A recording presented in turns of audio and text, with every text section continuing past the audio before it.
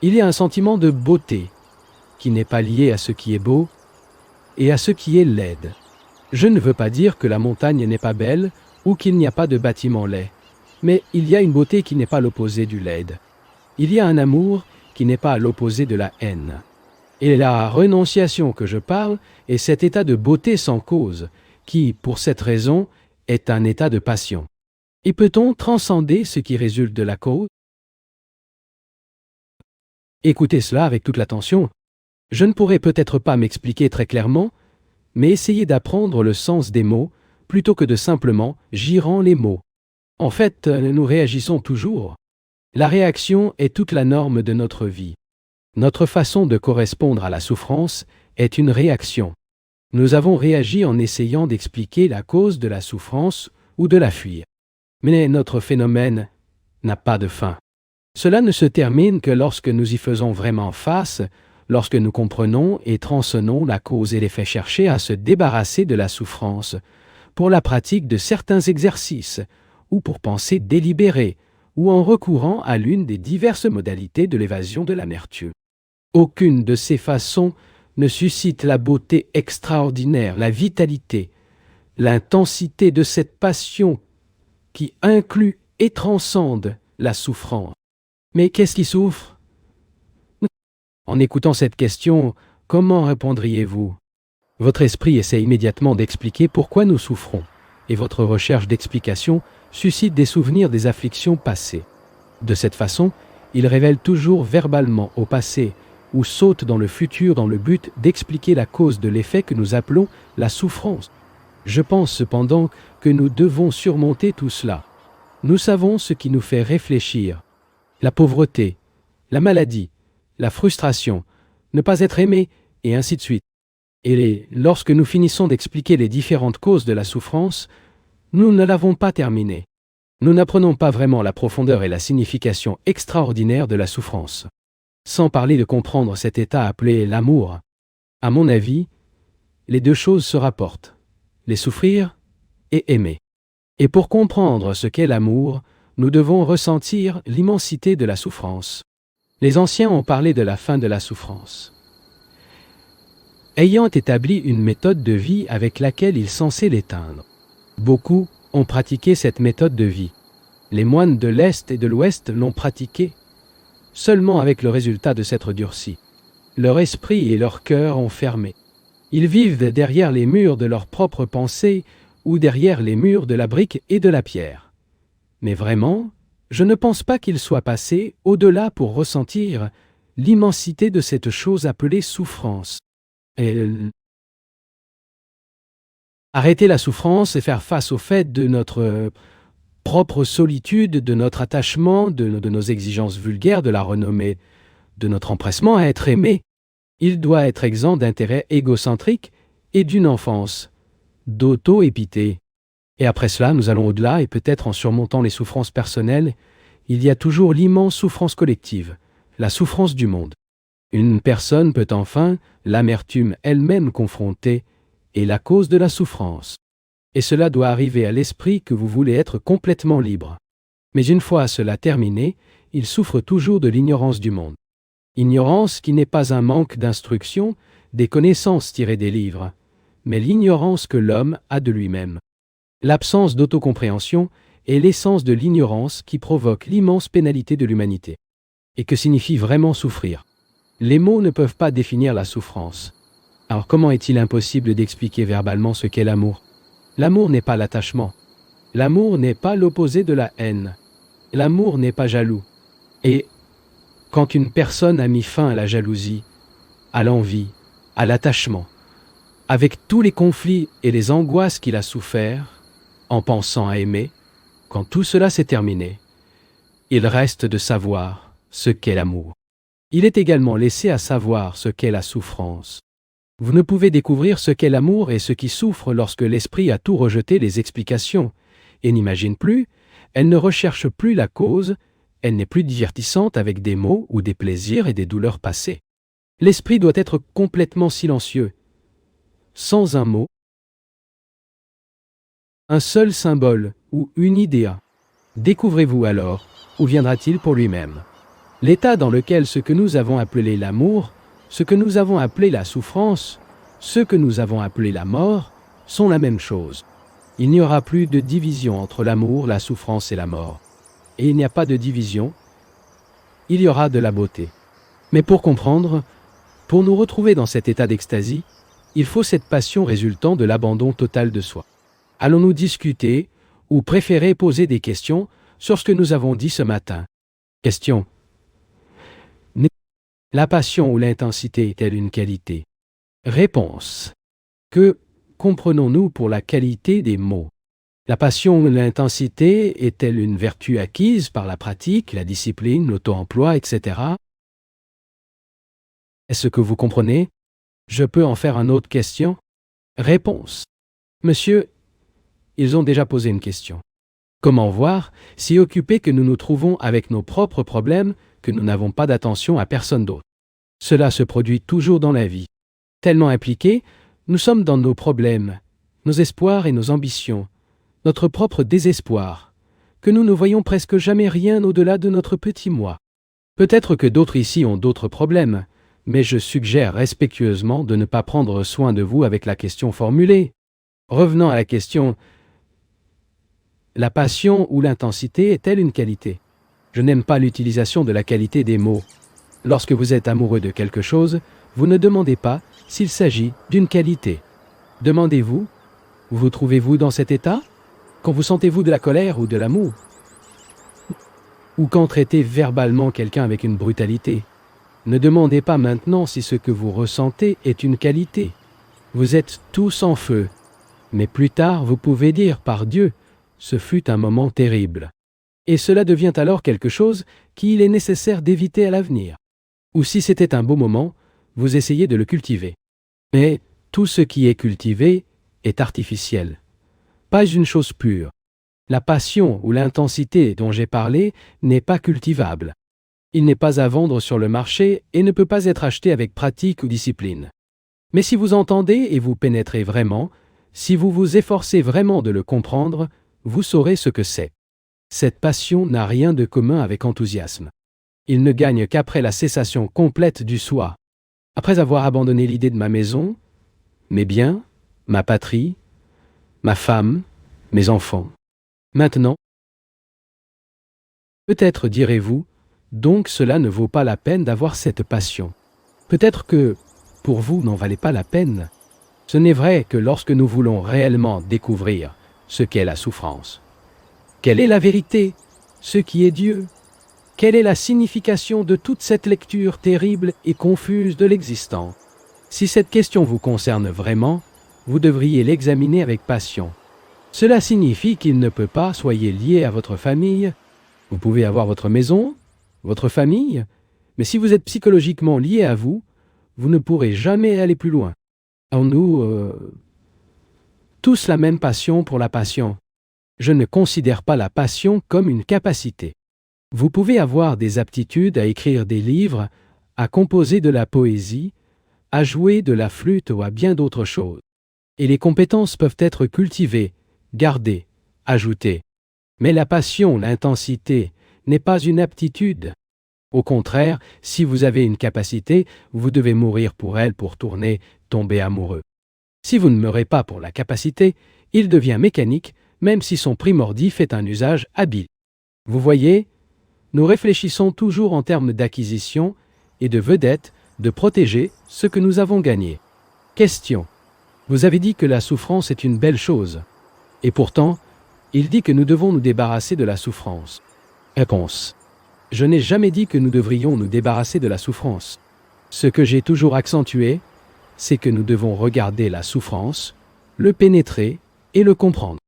Nous ne pouvons pas nous débarrasser, nous ne pouvons pas le jeter. Qu'en souffrons-nous? Si vous aimez quelqu'un et que cette personne ne correspond pas à votre amour, vous souffrez. Pourquoi? Car il doit souffrir. Que signifie votre souffrance? Cela signifie que vous pensez à votre propre personne. Et c'est le vrai fait.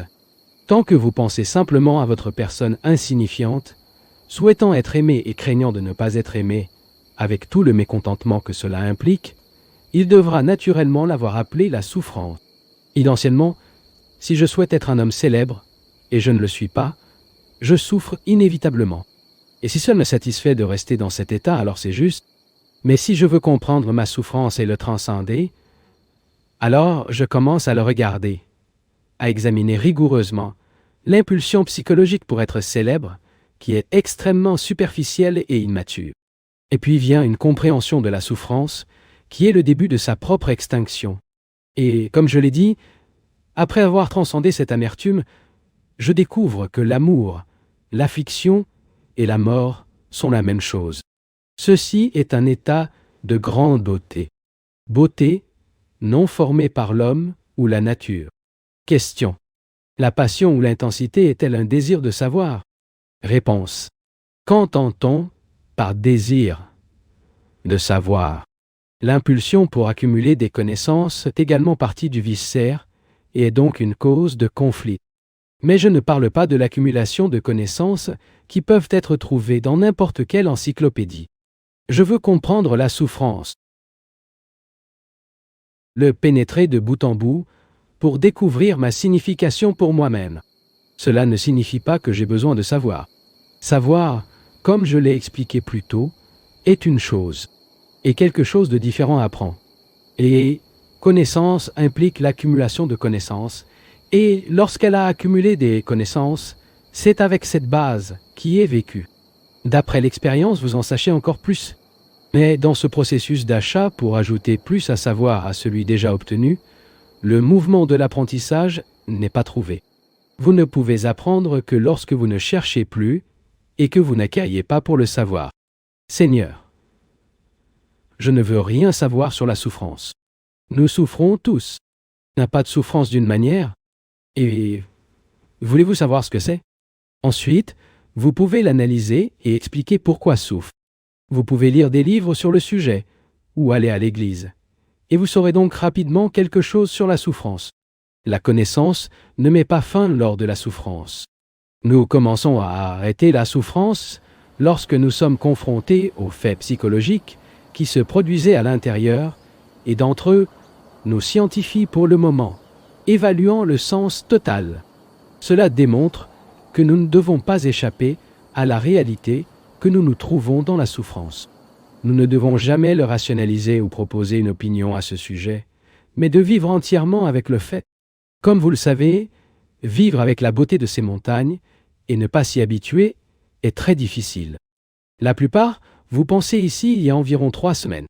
Vous avez envisagé ces montagnes, entendu le bruit de la rivière, alors que les ombres s'étendent dans la vallée, jour après jour. Et n'avez-vous pas remarqué à quel point il est facile de s'habituer à tout cela? Vous dites, oui, c'est vraiment magnifique. Et passer, vivre avec la beauté, ou vivre avec une chose laide et ne pas partir, habituez-vous à elle, cela nécessite une immense énergie. Une perception qui ne laisse pas l'esprit devenir ennuyeux. De même, la souffrance émousse l'esprit si nous nous y habituons. Mais il n'est pas nécessaire de s'habituer aux ravageurs. Nous pouvons vivre avec l'amertume, le comprendre et le pénétrer, mais pas le but de savoir quelque chose sur vous. Vous savez que la souffrance est présente, ce qui est un fait, et rien de plus n'a besoin de savoir. Il faut vivre avec la souffrance. Et pour vivre avec lui, vous devez l'aimer. Et vous constaterez donc que l'amour, la souffrance et la mort constituent effectivement une chose. Question. N'y a-t-il pas d'amour sans passion? Réponse. Qu'entendez-vous par le mot passion et le mot amour? Peu importe que vous soyez un homme ou si vous êtes une femme, vous ressentez de l'amour pour une personne. Vous n'avez aucune passion, du moins pendant les 2 premières années ou toute autre période. Après s'être habitués les uns aux autres et commencer à pouvoir sortir de cette passion, bien que nous appelions l'amour, la luxure, l'attachement, la jalousie, l'ambition, et je salue et tout. Elle est comme une flamme au milieu d'une fumée dense. Et que se passe-t-il? Peu à peu, cette flamme meurt, et il ne reste que la fumée. Mais si l'attachement, la luxure, la jalousie et tous les autres éléments qui maintiennent le conflit et la fumée produite, nous appelons donc la passion. Si tout cela a disparu, non pas par le temps ou l'habitude, mais parce que nous le pénétrons, le comprenons et fixons les profondeurs et les hauteurs. Donc l'amour peut être la passion sans cause. Je ne me réfère pas à la passion du missionnaire qui, avec son amour pour Jésus, traverse le monde pour convertir les païens. Ce n'est pas cette passion à laquelle a fait allusion. Au contraire, la passion que je parle est le déni de tout cela sans raison. Et ce déni émerge cette flamme claire et claire. Question. Est-il possible qu'une entité humaine soit dans un état de compréhension permanent? Réponse. Il est important de comprendre ce qui est compris par la parole permanente. Je ne pense pas que vous puissiez être du tout définitivement. Si vous restez dans quelque chose, c'est mort. Et c'est ce que nous voulons. Surtout, nous voulons. Nous voulons que certaines choses, l'amour, la passion, la compréhension, Dieu, restent perpétuelles. Qu'est-ce que ça veut dire? Que nous ne voulons pas être dérangés, que nous ne voulons pas être sensibles et être en vie. Comme je l'ai expliqué, la vérité ou la compréhension vient en un éclair. Et ce flash n'a pas de continuité, il n'est pas dans le temps. Voyez ceci par vous-même. La compréhension est nouvelle, instantanée, et ce n'est pas la continuité de quelque chose qui existait autrefois. Ce qui avait une existence antérieure ne peut vous apporter aucune compréhension. Alors que nous recherchons la continuité, souhaitant rester dans les relations, l'amour, l'empressement à trouver une paix durable, etc., nous chassons quelque chose qui est dans le temps, et par conséquent n'appartient pas à l'éternel.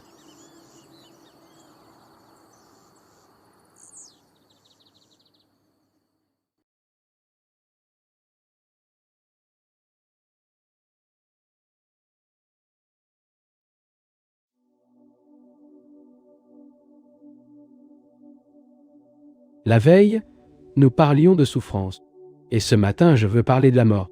Pour la plupart d'entre nous, la mort est le point d'appui de la peur. Nous craignons la mort, et pour cette raison, ne comprenons jamais l'immense signification. La peur déforme invariablement la perception et nous fait fuir ce que nous craignons. Et lorsque nous nous sommes enfuis du fait qui est la mort, ou que nous sommes terminés par la douleur, par la mort d'un ami, nous pouvons approfondir ou comprendre tout le problème de la mort. Nous avons déjà discuté de la peur et de la souffrance, et je pense que nous devrions maintenant être en mesure de considérer ce problème de mort sensible et profondément. Comme je l'ai déjà souligné, l'amour, la souffrance et la mort vont ensemble. Ils sont inséparables. Ce n'est pas un simple concept philosophique, et je ne fais pas de philosophie. Mais si vous enquêtez en profondeur, vous verrez que l'amour ne peut pas être séparé de la souffrance, et que la souffrance ne peut pas se déconnecter de la mort. Pour les trois, en fait, il en est tout. Il n'y a pas non plus de possibilité de comprendre la beauté et l'immensité de la mort en cas de trace de peur. Pour comprendre la mort, je pense que nous devons examiner la question de la pensée négative et du renoncement. Cependant, ne prenez pas cela pour quelque chose de peu pratique théorique. C'est l'esprit indolent qui rejette tout comme théorique, ou se réduit à un système, ou un modèle d'action, perdant ainsi la véritable essence, le sens profond de ce que je dis. C'est pourquoi je vous demande d'écouter dans un esprit ouvert, à l'amiable, sans être d'accord ou en désaccord sans raison. Si nous sommes capables d'écouter calmement et de plaisir, sans raison, le problème de la mort, alors nous pouvons apprendre le sens total de cette immense chose qui nous attend. Tout d'abord, je voudrais considérer avec vous, cela peut être la pensée négative. Très peu sont ceux qui pensent négativement. Et la pensée négative est la forme la plus élevée de pensée. C'est voir le faux comme faux, et voir ce qui est vrai dans le faux, et voyez ce qui est vrai dans la vérité. Nous ne pouvons pas voir ce qui est faux. Si nous considérons simplement le faux par opposition au vrai, nous ne pouvons voir ce qui est faux lorsqu'il n'y a pas de contraste, pas de comparaison. Le contraste et la comparaison naissent d'une pensée positive. Si je veux comprendre mon enfant, par exemple, je dois abandonner la comparaison. Je dois le regarder tel quel. Si je le considère en termes d'approbation ou de désapprobation, et à la fois un et autre chose, il est basé sur mon acceptation d'une norme établie par la tradition, l'expérience, l'opinion, etc. Dans ce cas, La pensée positive so-called et l'action positive so-called m'empêchent de comprendre. Nous ne pouvons comprendre que lorsqu'il n'y a pas de comparaison ou de jugement, mais la simple perception du fait réel, et cette perception est de pensée négative. Et cette perception est de pensée négative. Voudriez-vous expliquer un peu plus cette pensée négative? Parce que, pour percevoir sa beauté et sa vitalité extraordinaires, nous devons, premièrement, comprendre l'état d'esprit qui est exempt de connu. Il faut écouter ce qu'il dit, non pas comme s'il s'agissait d'une exposition philosophique ou d'un système qui devrait suivre, mais écouter pour découvrir la vérité contenue dans la question. Ensuite, assis comme il éprouve vraiment ce que vous dites. Assurez-vous d'y penser plus tardant. Plus tard, cela ne veut rien dire. Pour le comprendre, vous devez le vivre maintenant, dans le moment présent. J'ai parlé de réflexion négative et j'ai dit que c'était la forme la plus élevée de pensée. En général, nous nous retrouvons jamais dans un état où, disons je ne sais pas, sauf dans un sens très superficiel. Il y a deux états de ne pas savoir. Dans l'un d'eux, l'esprit dit que je ne sais pas, mais attend ou cherche une réponse. Dans cet état, l'esprit traduit ce qu'il trouve en fonction de ses propres antécédents ou conditionnements. En écoutant, je vous demande d'essayer avec vous de voir que c'est vraiment ainsi. Mais il y a un autre état où l'esprit dit que je ne sais pas, et ne s'attend ni ne cherche aucune réponse. Elle est alors complètement vide. Ton état est de déni total. Et ce n'est que pour cet esprit que cette chose extraordinaire peut être émergée, appelée création. J'espère avoir clarifié les deux états, l'esprit positif, qui dit que je ne sais pas, mais je veux savoir, et l'esprit qui dit que je ne sais pas, et aucune réponse ne cherche. En règle générale, il est extrêmement difficile de se retrouver dans l'état de ne pas savoir, où nous ne cherchons pas la réponse parce que nous n'aimons pas l'incertitude. Mais l'esprit, qui a de l'incertitude, est toujours enchevêtré dans la connaissance, et il est nécessaire d'être complètement exempt de connu pour comprendre l'inconsération, qui est la mort. Voyons donc ce qui est implicite dans le refus de la vie de la connaissance.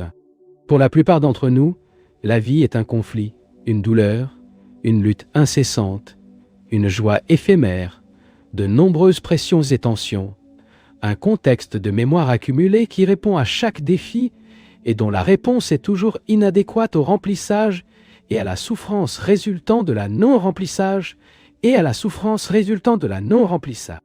La cupidité, l'envie, la colère, la haine et l'angoisse. À l'amour si appelé, un il appelle tout enveloppé dans la fumée de l'attachement, de la dépendance et de la jalousie, l'ennui d'aller à l'emploi quotidiennement, la familiarité et le dédain dans nos relations, et notre courant souterrain constant de la peur, C'est notre vie, pour laquelle nous souhaitons la continuité. Notre vie quotidienne est devenue une habitude. Elle est superficielle, vide, et nous cherchons à combler ce vide de croyances religieuses et de dogmes avec des saints, des sauveurs, des maîtres.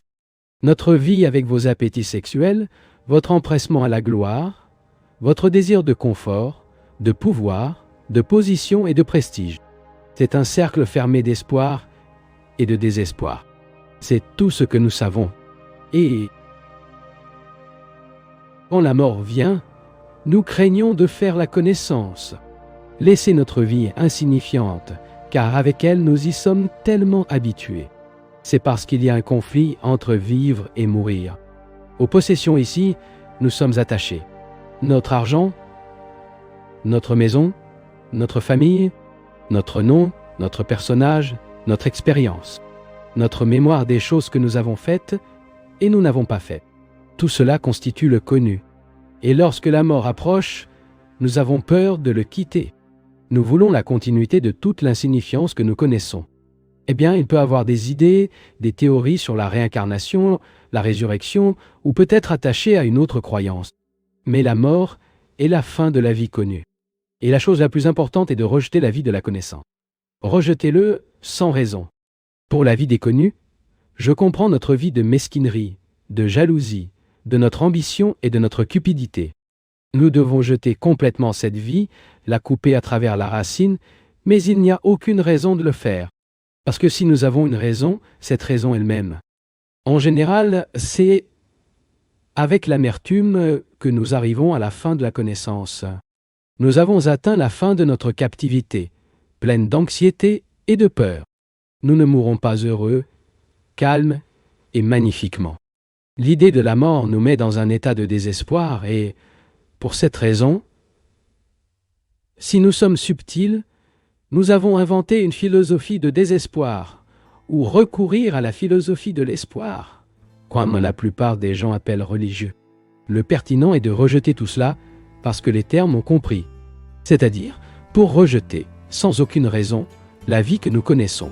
Et nous verrons donc que notre esprit se retrouvera dans un état où il commencera à se libérer de la connaissance.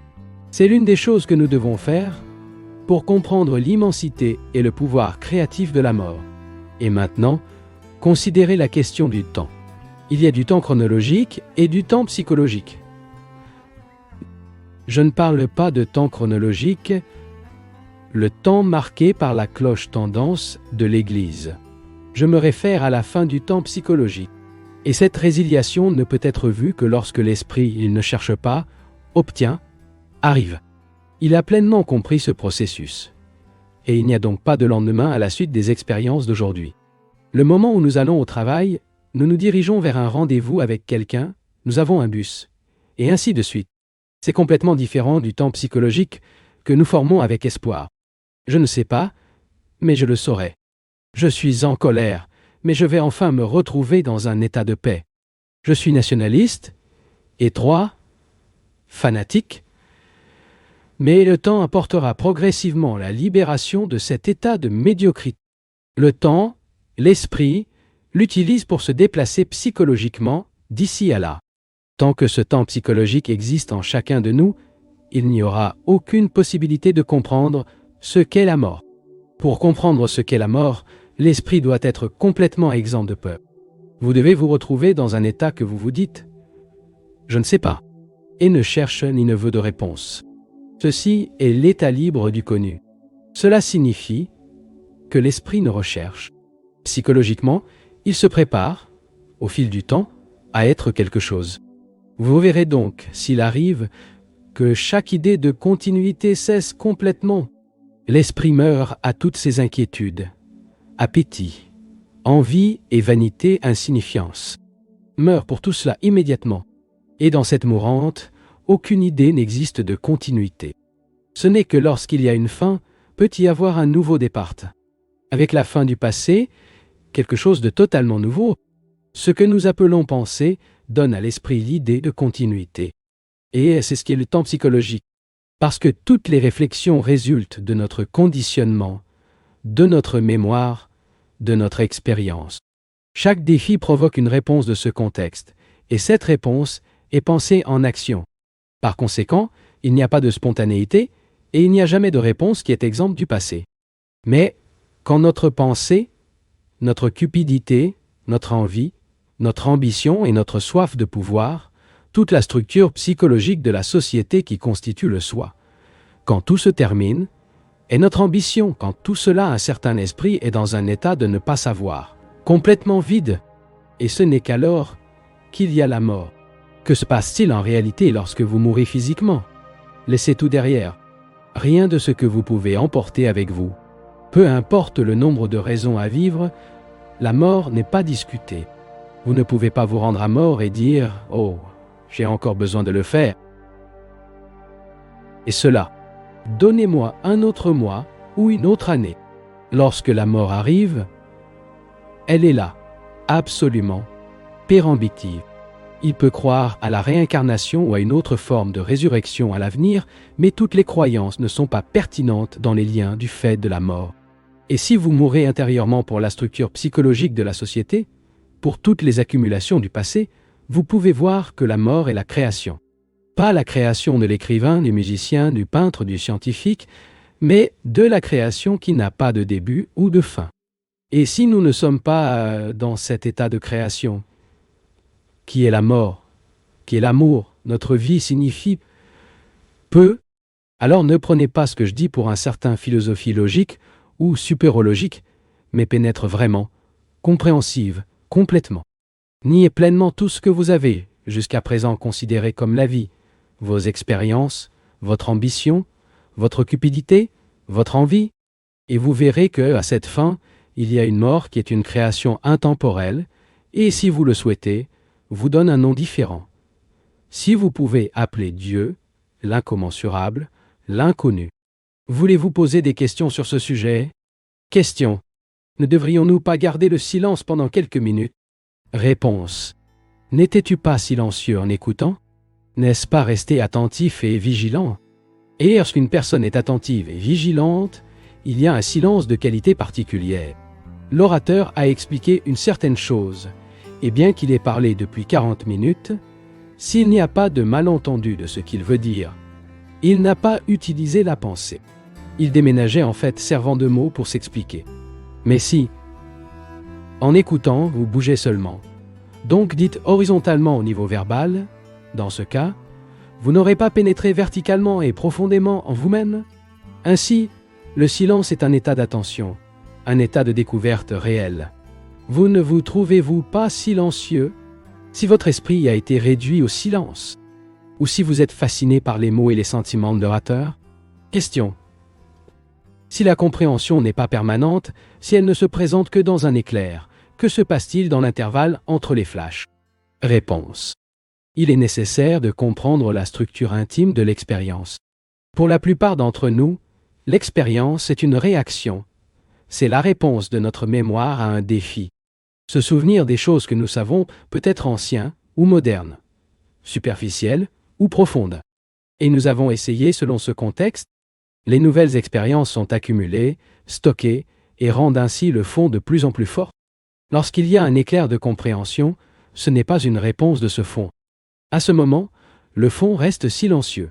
S'il n'est pas silence, il n'y a aucune compréhension, car alors seulement interprète, en termes d'ancien, ce qu'il entend et voit. Le flash de la compréhension n'est pas continu, il n'est pas permanent. La continuité ou la permanence appartient entièrement au contexte de l'expérience et des connaissances qui répondent perpétuellement aux déficits. La compréhension ne vient qu'un éclair. Et comment ce flash se produit-il? Ce flash ne peut pas être vérifié dans l'esprit indolent, déformé, traditionnel, terne et stupéfiant, pas si peu en ce qui vise la puissance, la position ou le prestige. Le flash de compréhension ne peut se produire que dans l'esprit alerté, qui reste alerté même lorsqu'aucun flash ne se produit. Cet esprit est toujours éveillé et vigilant. Il est vigilant, sans se différencier, observant chaque mouvement de pensée et de sentiment, de voir tout ce qui se passe. C'est beaucoup plus important que d'attendre l'éclairage de la compréhension.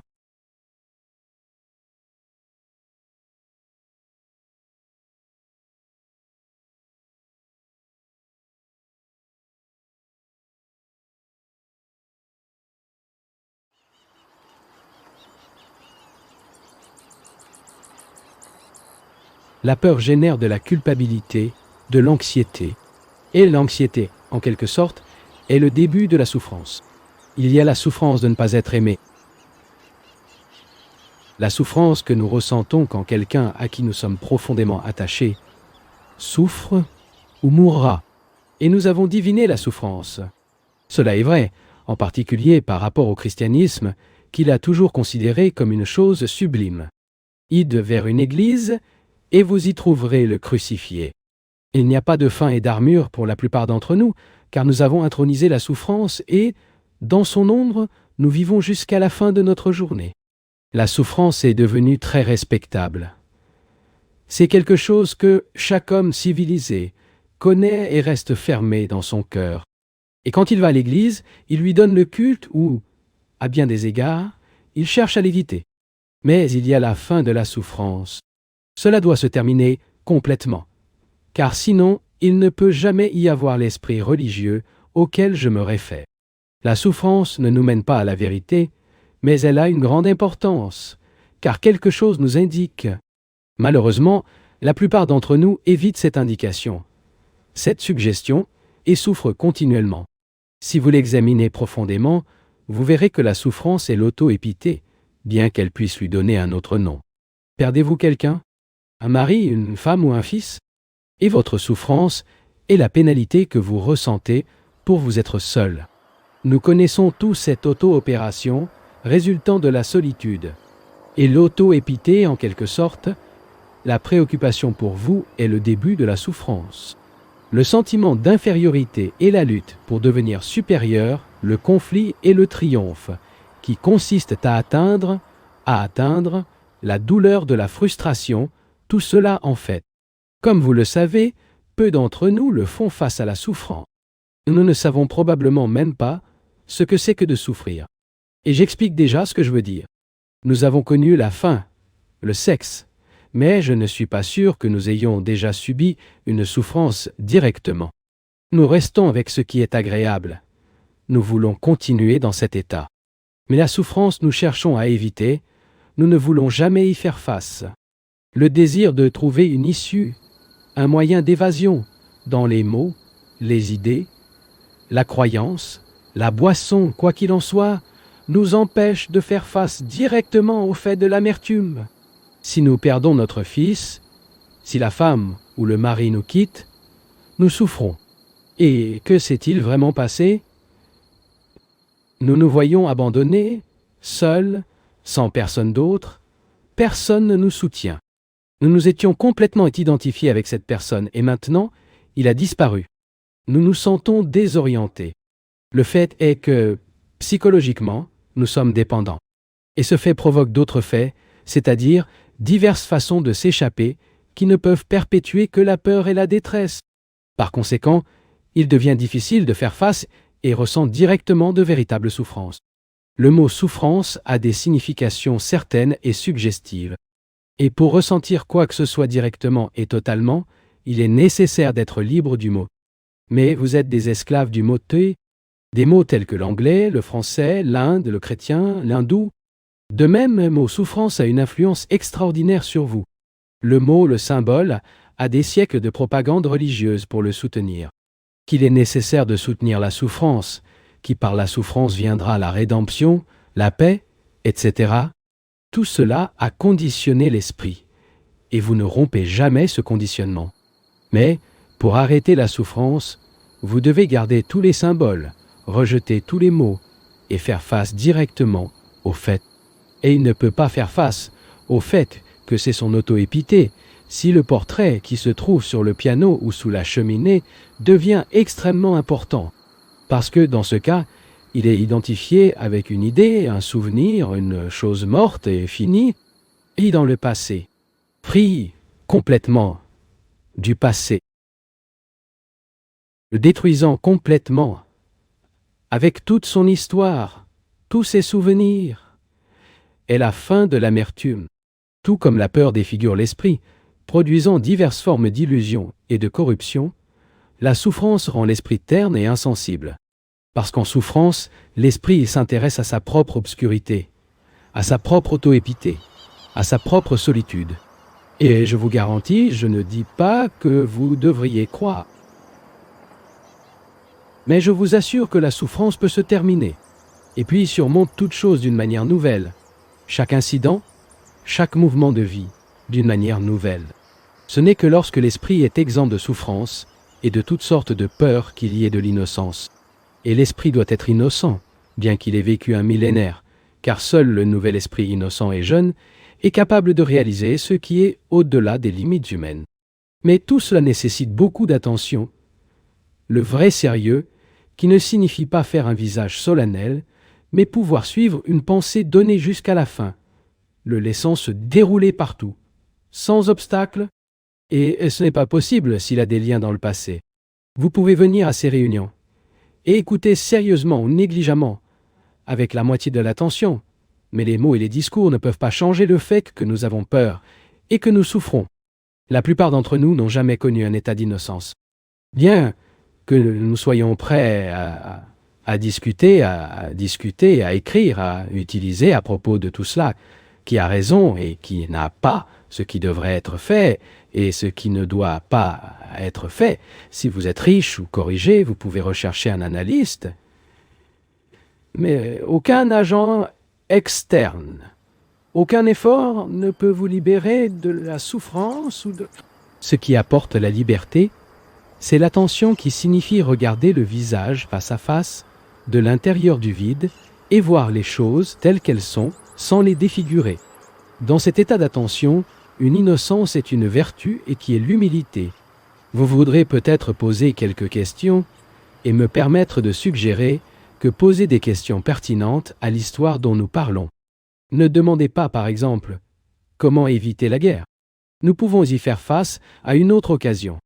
Ne demandez pas ce que vous devriez faire concernant la bombe atomique, ou si elle est convenue ou défiée, adhérer au marché commun européen. Voir, chacun de nous, il a des problèmes. Nous sommes pleins de problèmes.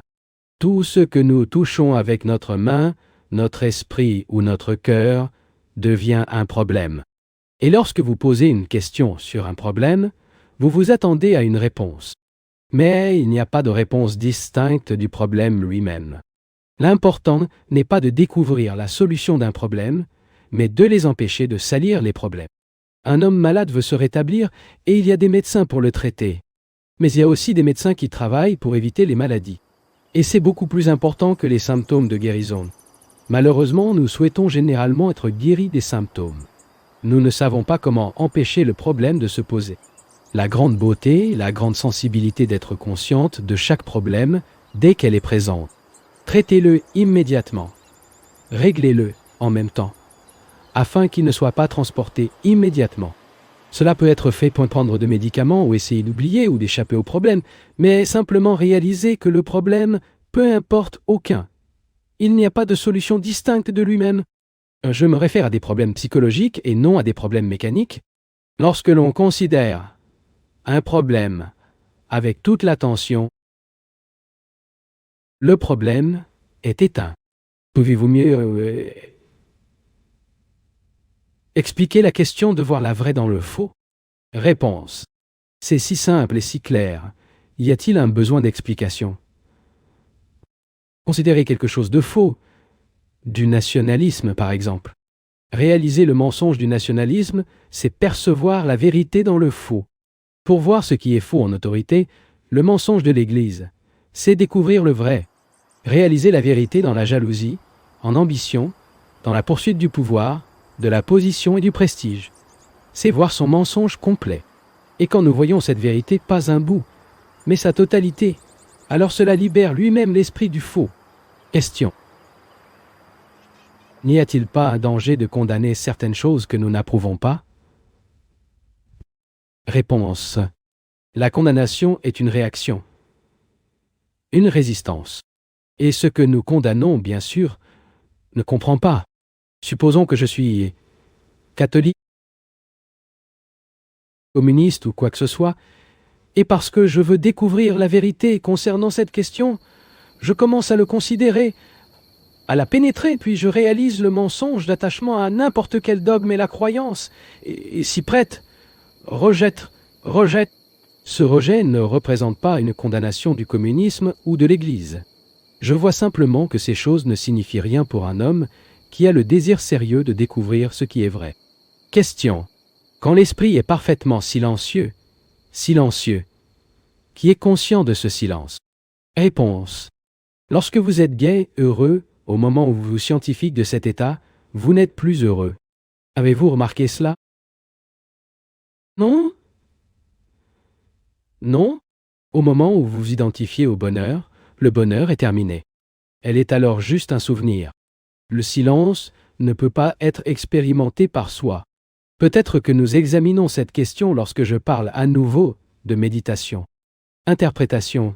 L'une des causes de conflit en moi est la question de savoir ce qui est correct à faire. Krishnamurti. Seigneur, qu'est-ce que la compassion? N'est-ce pas un état de sympathie, de pitié, de considération? Et en elle, bien sûr, il n'y a aucun sentiment d'aide à l'autre. Suis-je ici à aider tous ceux qui m'entendent?